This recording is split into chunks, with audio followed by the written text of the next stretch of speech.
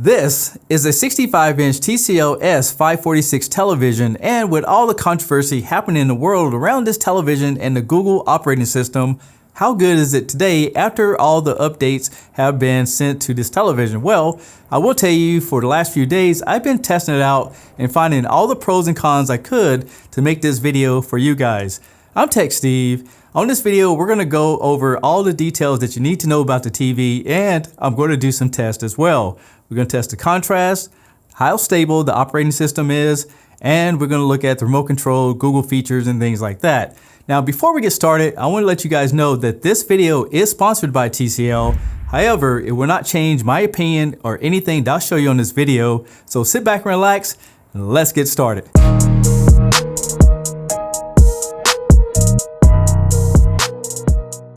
Now, one thing I want to tell you guys is that this is a 65-inch and it will take two people to get out of the box and get it set up. So I did have someone to help me get this up on the table so I could film this video for you.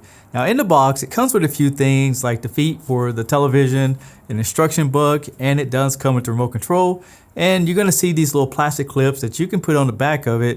One thing I want to point out about the feet that comes with this television is that there's two sets of screw holes on the bottom of it, so you can mount them inwards or outwards, and that's great if you want to put it on an entertainment center, because I know a lot of you guys have issues with smaller stands and larger TVs. You guys may be familiar with this. This is a two-prong connection that you can use on most standard televisions out there on the market. However, TCL and all their televisions that I've seen so far uses this two-prong system without the ground on it. However, it looks like the same connection that you would use on the back of a computer. The TCL 5 series is available in 4 different sizes. You have a 50-inch, a 55, a 65, and a 75-inch. And you guys will be happy to know that all the panels are VA, they're direct backlight, and it does have a full array local dimming for better contrast.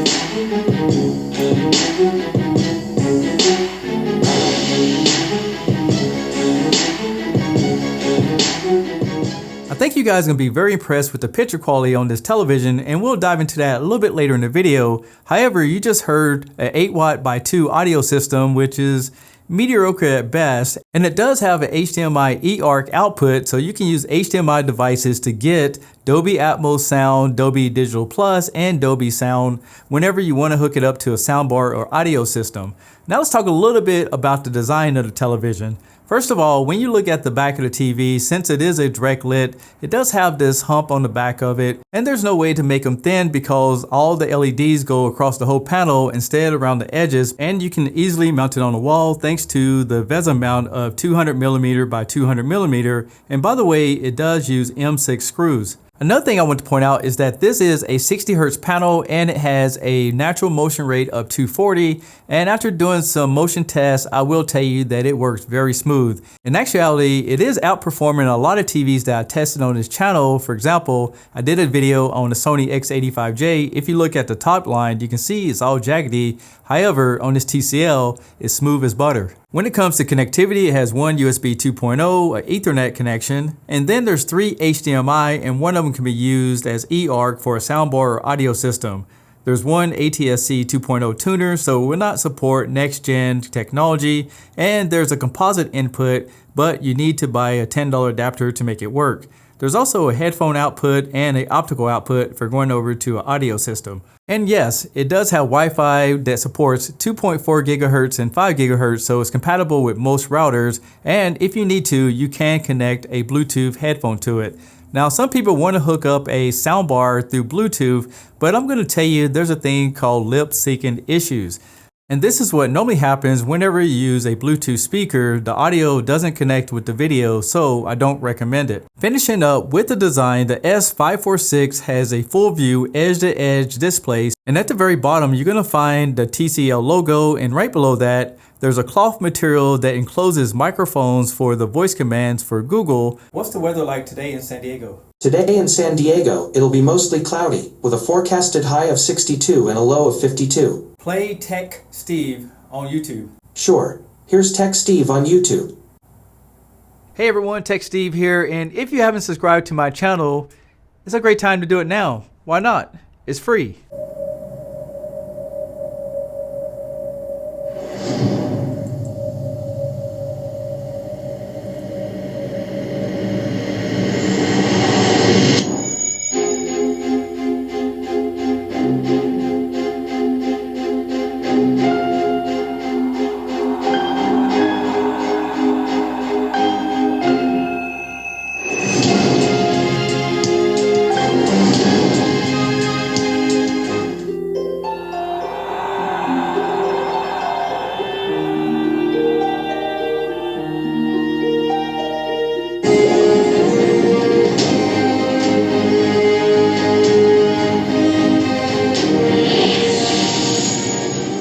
after watching that demo, you can see that this TV has a really good picture on it. However, just keep in mind that this is a recording and it's really based off of the way my camera's set up and the contrast and things like that. So just take it with a grain of salt that it's not going to be exactly like you would see in the store. Now let's take a deep dive into some of the tests I did. We're gonna just really see how well the TV really performs under a microscope. The first test I want to show you guys is the viewing angle. So using a cell phone, going to the side of it, you can see that the TV goes more from a white color over to a yellowish color, but that is expected with a VA panel because the viewing angles is not as strong points contrast is. For this test, I want to show you guys the blooming around logos, and as you can see, it's doing a really good job maintaining the black levels even though it has white logos on the screen. And I will tell you that the contrast is not perfect. In fact, whenever I did some uniformity tests, the one thing I noticed is that in the center of the screen is a lot more blacker than the edges. So here's a quick little montage for you guys.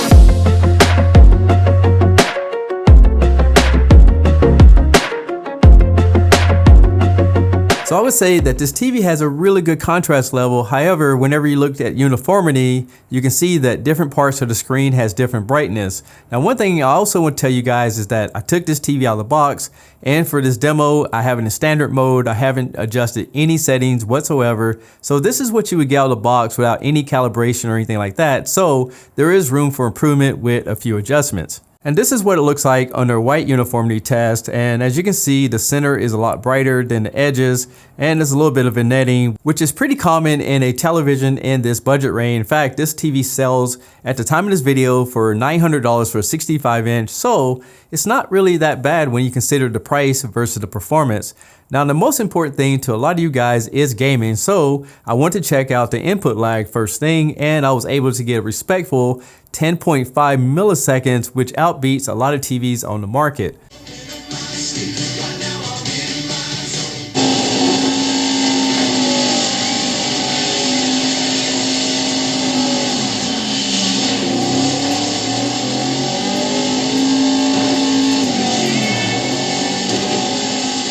If you have a PlayStation, you're definitely going to enjoy this television, but I want to do a few more tests to see if I can get more resolution out of this television. So I did try the Xbox Series S, and at 1440, I was only able to get 60 frames per second. However, when I dropped it down to 1080p, I was able to get 120 frames per second by going into the system and overriding the HDMI connection. And if you have an Xbox, you probably know what I'm talking about.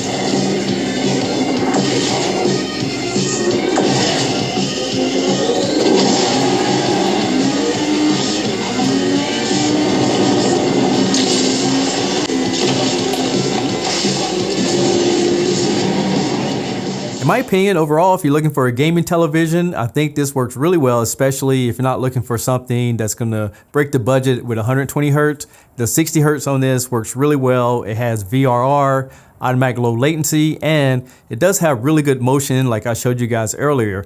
Now, one thing that a lot of people don't think about is the memory in the television. This one has 11 gigs of built-in memory, and what that means to you guys is that you're going to be able to download apps like Google Stadia, and with this controller that costs around $40, you can then have a cloud-based gaming experience with a small monthly fee, and you don't even have to buy a console unless you really want one.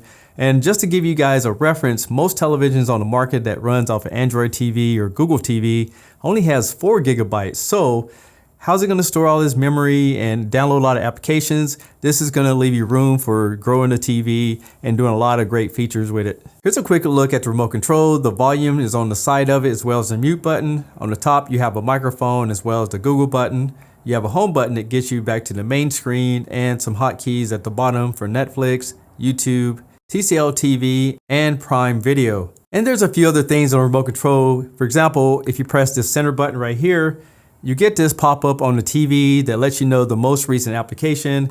If you scroll over, you can see your settings, you can search for things.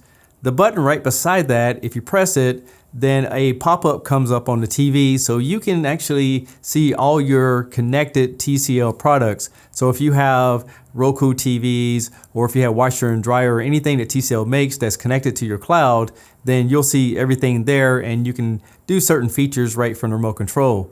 Another feature they have on here is a TV guide. In fact, I did scan for channels by plugging in an antenna on the back of it, and this gives you an idea of what the menu system looks like when you have over-the-air content. And something I like to see on this remote control, as well as a lot of them that's coming out, is put a backlight on the remote. And the second thing is have an input button so you can easily get to your gaming consoles, because I think you're going to have to rely on the CEC to connect to the TV to switch it over automatically. When it comes to the operating system, the S546 runs off of Google TV, the latest version, which is 10. And I think that's where some of the issues came in, is the incompatibility of the programming of the television and the software meeting together, because I did find a few things, but I'm not sure if they're deal breakers, but we'll dive into that in just a minute. With the Google TV, you're gonna have access to the Google Play Store that's designed specifically for television, and there's tons of applications that you can use to make the TV do other functions. For example, I want to test how fast the internet was, so I downloaded a speed test, and I was able to get 97 megabits per second download, and you can see that the upload was fast as well. Now, I will tell you that this comes in handy, especially if you want to watch 4K content, or if you want to play the online gaming service that you can get through Stadia. It's going to allow everything to run smoothly and really play the way that it was designed. Another feature that you'll like in this TV is when you hit the TCL channel button, you get this menu right here, and you can see you can choose from movies, live, TV shows, etc. So you have some type of content to watch even if you don't have a built-in antenna or paying for any TV service. All you need to have is internet, and you can enjoy this programming free of charge. After reading reviews on older software, I wanted to test to see if any application crashed. So I tried out Tubi, let it play for about 30 minutes. I then pulled up the Amazon Prime videos and let it play for about 30 minutes, and I didn't have any issues. And then I pulled up a few other applications and let them play for about 30 minutes. I tried out Netflix, Paramount, YouTube, just to name a few, and none of them crashed on me after 30 minutes. Not saying that if you was to play them long term that they would crash, but none of them crashed on me. They played fine in doing my testing. Now, another thing that I want to test is the soundbar. By plugging in the HDMI ARC, it found the soundbar right away. However, I did find a glitch when I went into the settings of the television under sound. Normally, whenever you plug a soundbar into a television, the options that speaker have that are compatible will show up on this list. In this case, it gave me all these options to change the sound. When I toggled through them, it didn't really change any sound on the speaker whatsoever. I'm not saying that's a deal breaker, but it's just something that they need to program when they think about the next software. The second issue I found is VRR.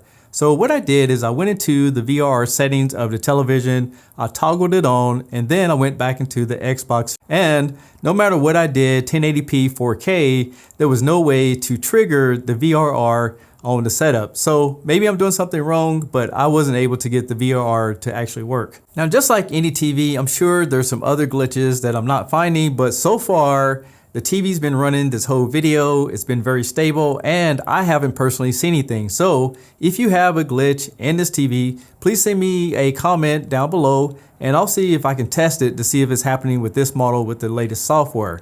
Now, I will tell you that this TV does have a few other features built into it. First of all, it has Google Chromecast. So if you have a compatible application, you can send it right to the television. And it does have Amazon built right in. All you need to do is just click on it, go through the setup wizard, put in your Amazon account, and then you'll have access to features like turning down your lights, turning up your lights, thermostat, and things like that. After watching this video, you should now have a clear understanding if the TCL S546 is for you.